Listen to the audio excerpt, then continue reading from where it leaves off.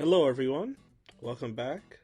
We will be covering chapters 7 through 12 today, and the panels you will be seeing on screen will be a new translation by Zatchbell Gamer, so I will have his channel linked in the description, and go check out his translations on Manga Dex.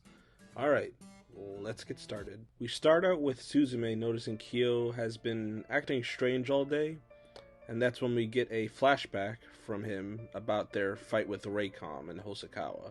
Zatch is now realizing that he was just like Reycom, being able to shoot lightning, and Kyo is worried that he will start thinking of himself as a monster. As he's looking for him, he finds him on the top of a clock tower, looking like he's about to jump, but then realizing he was just trying to show off his lightning abilities. Kyo tells him off about trying to use his lightning powers because it could get someone hurt. Zatch then shouts back at Kyo, saying that his power makes him better than the other kids. But honestly, I think this was just Zatch being defensive, seeing as now he's thinking of himself as a monster and he should at least get something out of it. Zatch then tells Kyo to piss off, and so he does, leaving Zatch with those other kids, but they leave as well. But then a dog comes to Zatch, and he immediately befriends it since he thinks that he's all alone at this point. Kyo, while at home, hears a doorbell ring, getting ready to yell at whoever it is since he's still mad about Zatch, but he opens the door, and so we get introduced to Brago and Sherry.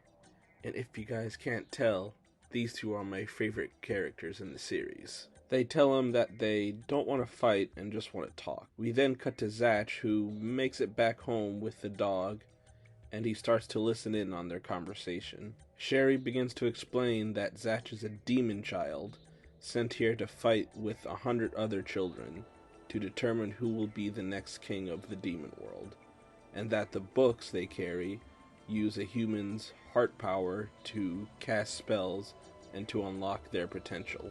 By burning the book, they will be sent back to the Momoto world and lose their right to become king. They ask Kyo to give them the book so they can burn it, so he does not have to worry about this anymore, since he did not ask for all of this to be thrust upon him. He honestly thinks that this is pretty far-fetched, but he knows if he gives them the book that Zatch will be gone and refuses their offer. So they then attack him. So that was a fucking lie. And explain again that he will only experience pain and hardship if he hangs on to the book, since there are some teams that will kill him without hesitation. Kyo then asks why she hasn't burned her own book. She exclaims that she has her own reasons to fight in this battle, and she will make Brago king. Zatch, hearing all of this, now feels even worse about himself and begins to leave the house, but is stopped by another book wielder coming into the house. He then casts a spell, and Zatch's dog friend transforms. Kyo hears Zatch downstairs and runs to him. Getting down there, he sees that there's another pair that has come to fight them, Gofure and Renji. Zatch is hesitant to fight them since he now feels betrayed by Gofure, and that he was only wanting to find Kyo so they could burn his book. Kyo then takes a hit to protect him and realizes that he has changed so much because of him, and that he has not really given anything back for how he has impacted his life. But as Gofure goes in for the finishing blow, Brago and Sherry come down and basically one-shot them, leaving Gofure on the ground whining and telling Renji to drop the book and leave. They start to crush Kyo with a gravity spell, but Kyo's adamant that he is not going to give up the book, and apologizes to Zatch, saying that it's his turn to do his best for him. Sherry, being astounded that he can even stand up after having so much pressure on him, is just wondering what could drive him to do this much. He then exclaims to her that he doesn't know what she's been through, but Zatch has changed him, and that Zatch means an incredible amount to him because of that. Brago then demeans Zatch, telling him that he was a weakling back in the Momoto world, and that he had no friends there, and that he should have never been picked to be in this tournament in the first place. But Kyo cuts him off, telling him that he is not alone, and that he should find his own answers to his past.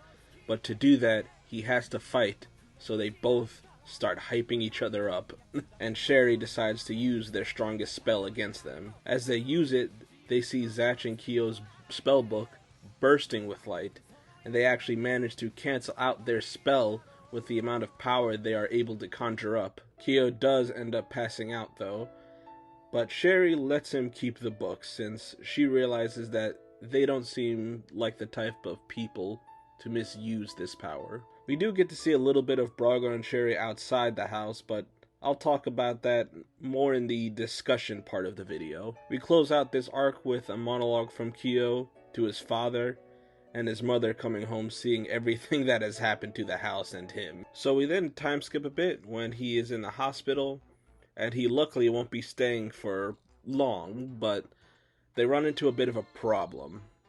The book is missing. A kid in the hospital room, Yuta, tells him he was the one that stole his book because Kyo told him his leg was never going to heal, but what Kyo actually said was that if he does not eat properly, it won't heal.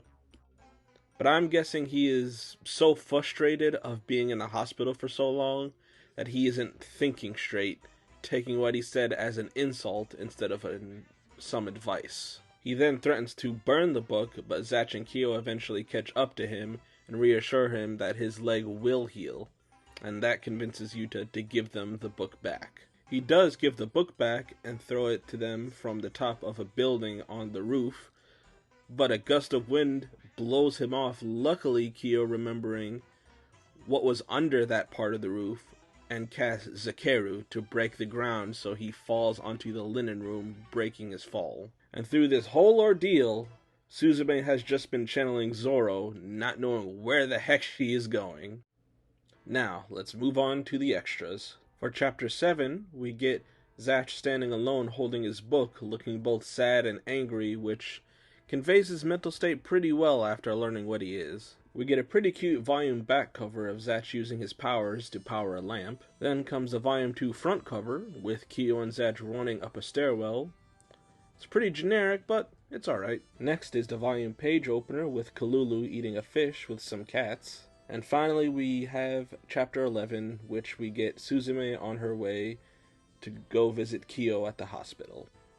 Alright, let's get into the analysis of these chapters, and I'm going to get the more slice of life hospital chapters out of the way first. The significant things we see in these chapters are that Kyo has a decent amount of first aid knowledge, being able to wrap his injuries decently well, only needing to be in the hospital for 3 days, and that he has great memory and spatial awareness, being able to remember the hospital layout and quickly deducing where he needed to shoot in the few seconds he had to save Yuta. Overall, the short arc was fine, and I will tell you guys right now, with the future slice of life chapters, I will be speeding through them because I do not much care for them.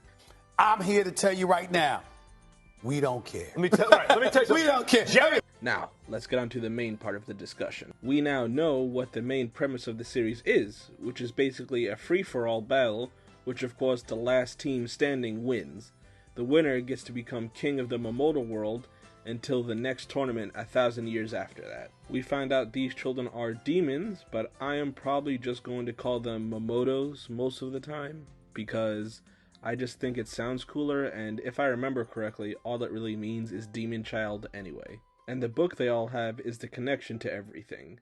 So if it gets destroyed, the Momoto is no longer bound here. Gofio and Renji were alright, nothing special about Renji really, being pretty generic, but Gofio having some interesting things about him, like his transformation, but I'll get into that more in their character analysis video, which if it's out, I should have it in the cards and in the description. So with that out of the way, we can really talk about what I want to talk about. My precious edgy boy Brago. Oh. And how much I love him. His design, his attitude, and just how he comes in and destroys Gofure is just a great character introduction in my opinion. We get to see that Brago and Sherry have one more spell than Zatch and Kyo do, and that they could have taken them out now, but Sherry chose not to. so they seem to be securely in the rival character category. We also get to see some hints of Sherry's reasoning and backstory for fighting in the battle, but of course we will get more into that in the future. And we get to see how they interact more casually outside of Kyo's house, which was a little cute. Man, these two are just great, and I love how they progress throughout the series, but we'll get to that eventually. Alright, that's it for now. Just know that I love these guys, and I will fanboy whenever they come into the story. Other than that, we get to see Zatch and Kyo's friendship and loyalty to each other in these chapters, and how even if you are using a lower rank spell against a higher ranking one, if you put enough power into it, it can match the other's power.